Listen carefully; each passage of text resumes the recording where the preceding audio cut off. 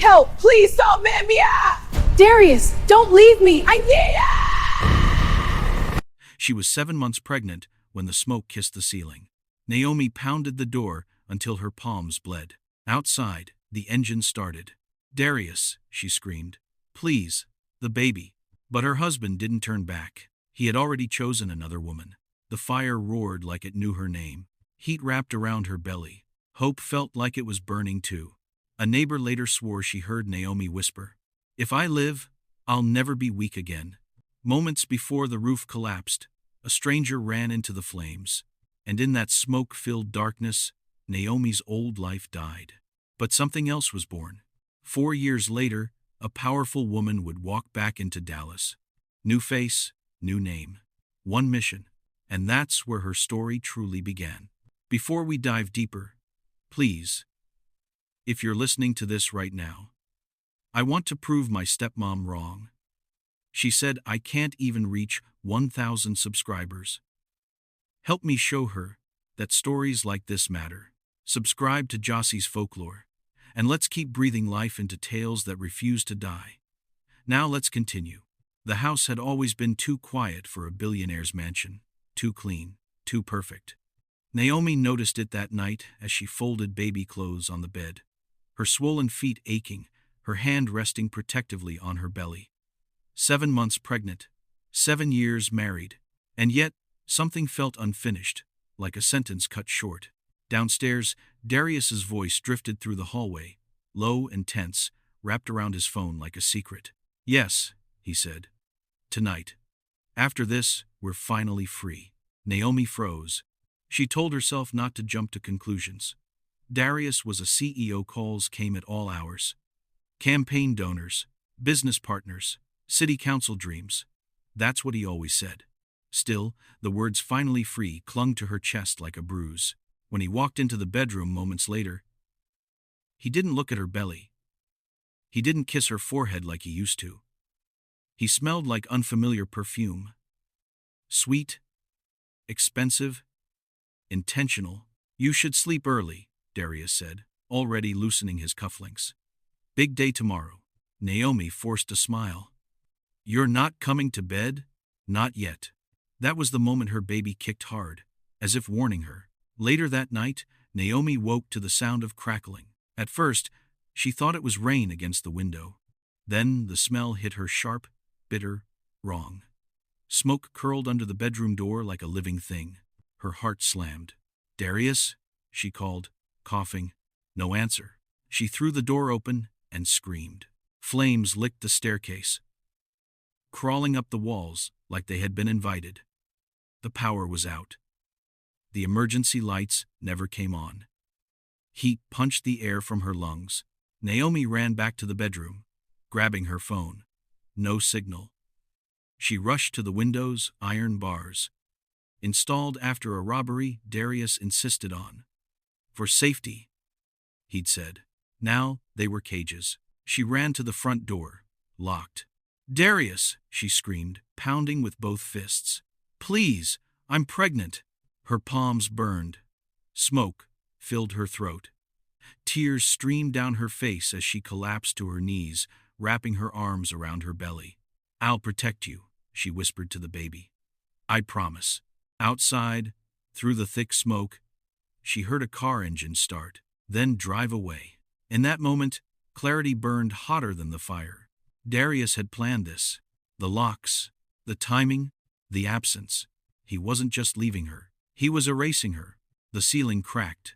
Naomi dragged herself toward the bathroom, remembering something from a pregnancy class. Water buys time.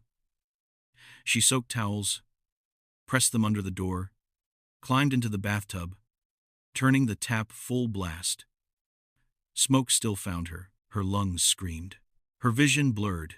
She thought of the woman she'd seen weeks earlier at a charity gala, tall, elegant, standing too close to Darius, Amani. The donor with the smile that never reached her eyes. "So this is love," Naomi coughed, "being replaced by fire." The baby kicked again, weak this time. Naomi cried out, her strength slipping. "Please, not like this." Then, a sound. Glass shattering. "Ma'am," A woman's voice yelled through the smoke. "Can you hear me?" Naomi tried to speak. Nothing came out. Moments later, strong arms wrapped around her. The woman's face was blurred by smoke and determination. Short hair. Fire-resistant jacket. No hesitation. "I've got you," the stranger said. "Stay with me." Naomi felt herself lifted, carried. The world roared and shook. Flames clawed behind them as they burst through a broken window into night air and sirens. She gasped, cried, coughed. As the ambulance doors slammed shut, Naomi caught one last glimpse of her burning home, the place she had planned a nursery, a future, a family, and she knew nothing would ever be the same. Naomi woke up 3 days later. White walls, machines beeping, a deep ache everywhere. Her hand flew to her stomach. Flat. Panic surged. A nurse rushed in. "Easy. You're safe." "My baby," Naomi croaked. "Please." "My baby." The nurse hesitated. That pause shattered her. "She survived," the nurse finally said. "A little early. She's strong. She's with a temporary foster family." Until Naomi cried. Relief and grief collided inside her chest. "And your husband?"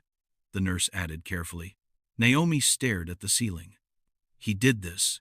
The investigation was brief. An electrical fault," they said. "No evidence of forced locking. No charges." Darius cried at press conferences. Held a framed photo of Naomi. Spoke about tragedy and loss. Amani stood beside him, hand on his back. Naomi watched it all from the hospital TV, rage burning quietly. But here's what the world didn't know. Darius signed the papers, declaring Naomi dead. "Burned beyond recognition," they said. "Unrecoverable remains. Closed case." He buried an empty coffin. And Naomi let him, because the woman who saved her, Evelyn, offered her something more powerful than justice. She offered her rebirth. "You can fight him," Evelyn said one night, sitting beside Naomi's bed. "But not as who you were." Evelyn was a retired fire investigator. Decades of scars. Sharp eyes that missed nothing. "They'll never protect you," Evelyn continued. "But I can teach you how to protect yourself." Naomi swallowed hard. "I want my daughter back." "You will," Evelyn said. "But first, you disappear." The papers were forged. The records erased. Naomi Ward died quietly. A new name rose from the ashes. Nia Ward. Under Evelyn's guidance, Nia learned everything: fire behavior, arson patterns, evidence reading. She studied law, strategy, patience. She trained her body and her mind, and every night she whispered her daughter's name into the dark. Harper. 4 years passed. The world forgot Naomi. But Dallas was about to meet Nia Ward. 4 years later, Dallas shimmered like nothing had ever burned. Glass towers reflected sunlight. Campaign banners fluttered on street poles. Smiling faces promised change.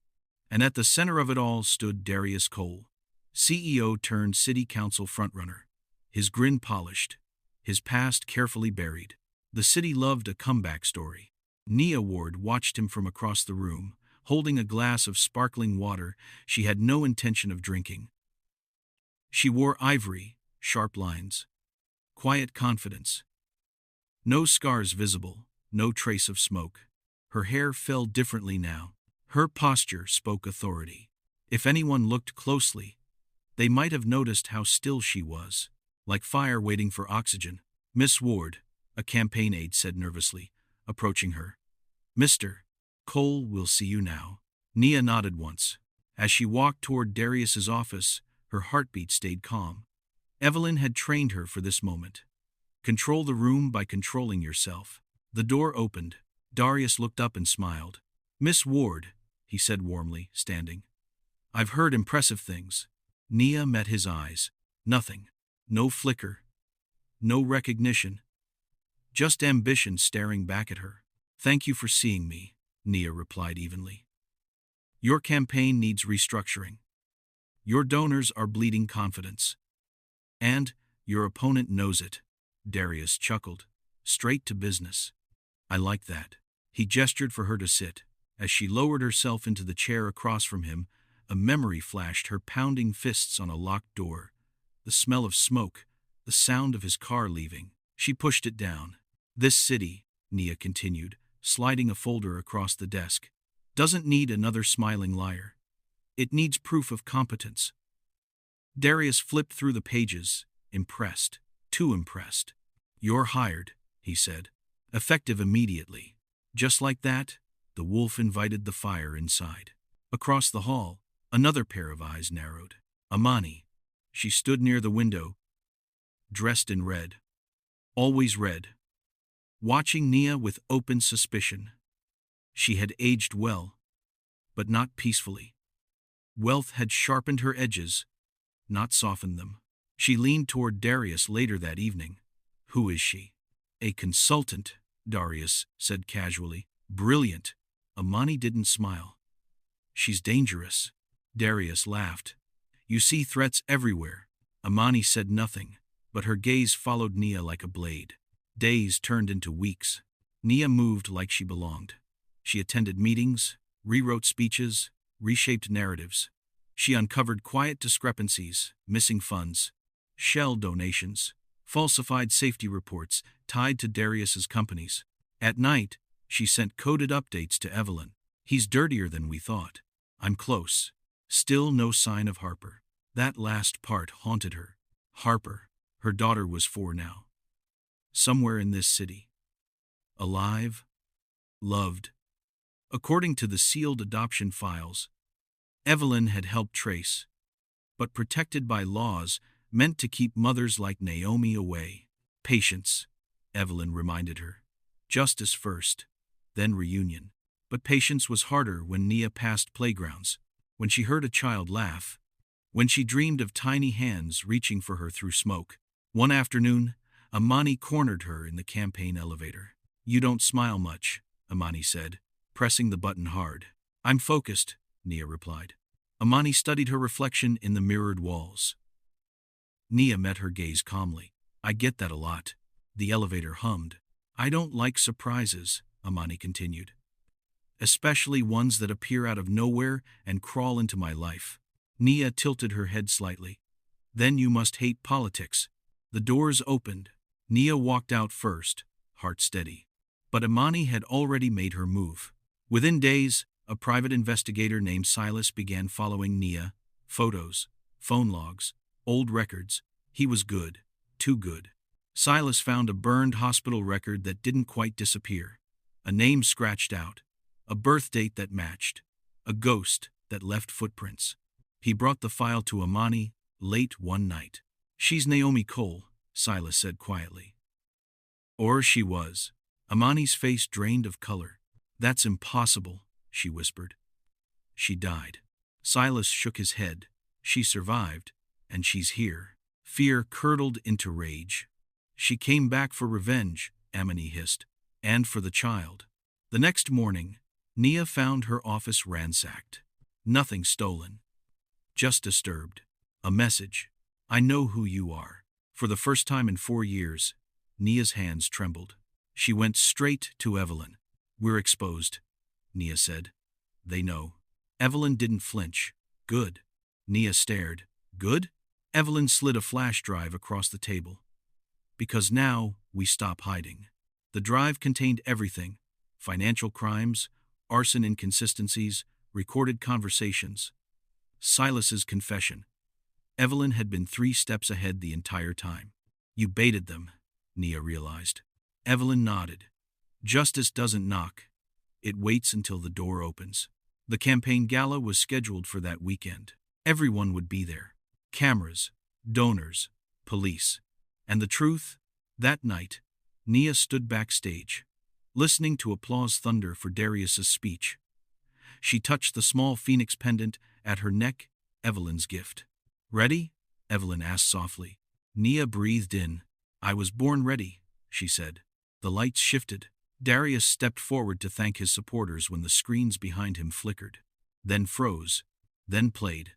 Audio, video, flames. Locked doors, financial records, lies stacked on lies. Gasps ripped through the room. Darius turned, confused, then terrified. Nia walked onto the stage. "Hello, Darius," she said calmly. His face collapsed. "Nah, Naomi?" he whispered. She smiled not with warmth, but with truth. "I told you," she said. "If I lived, I'd never be weak again." Amani lunged, but Evelyn caught her. Sirens wailed outside. And for the first time since the fire, Nia felt something close to peace. The room erupted. Gasps turned into shouts. Phones lifted. Donors backed away like they'd been standing too close to an open flame. The screen behind Nia froze on one final image. Darius's signature approving a renovation order dated the same night of the fire. Darius staggered backward. "This is a lie," he shouted, voice cracking. "She's unstable. She's dead." Nia didn't raise her voice. She didn't need to. "I was locked inside our home," she said calmly, every word slicing clean. 7 months pregnant. You cut the power, you sealed the doors, and you drove away." She turned slightly, letting the crowd see her fully. "I survived because someone ran into the fire you ran from." Police flooded the hall. Amani screamed, struggling against Evelyn's grip. "You promised me she was gone." Darius dropped to his knees as officers cuffed him. In that moment, the powerful man Dallas adored became very small. And then Nia saw her, a woman standing near the exit, holding the hand of a little girl with curious eyes and a purple ribbon in her hair. Social services, foster mother, Harper. The world went quiet. The little girl stared at Nia, tilted her head. "Mommy?" she asked softly.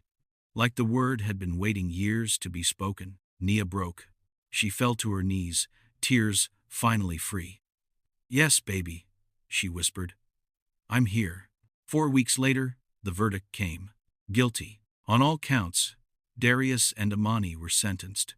No appeals, no speeches, no more lies. Naomi Cole was legally restored, but she chose to keep her new name, Nia Ward, because the woman she became deserved to live. She opened the Phoenix Center downtown, a place for survivors of trauma, fire victims, abused spouses. Evelyn ran investigations training. Laughter replaced smoke. Every morning, Nia walked her daughter to school. Every night, she kissed her forehead and whispered, "We made it." Moral of the story: sometimes, the fire meant to destroy you becomes the light that guides you home. Naomi's story reminds us that betrayal can break you, but it doesn't get to define you. With faith, patience, and courage, even ashes can grow purpose. Justice may take time, but truth never forgets its way back. If this story touched you, hit that subscribe button for more emotional tales from Jossy's Folklore. And even if it didn't, come on. Subscribe anyway, we'll win you over next time. Drop a comment, like the video, and let's keep the stories alive. Thanks for watching.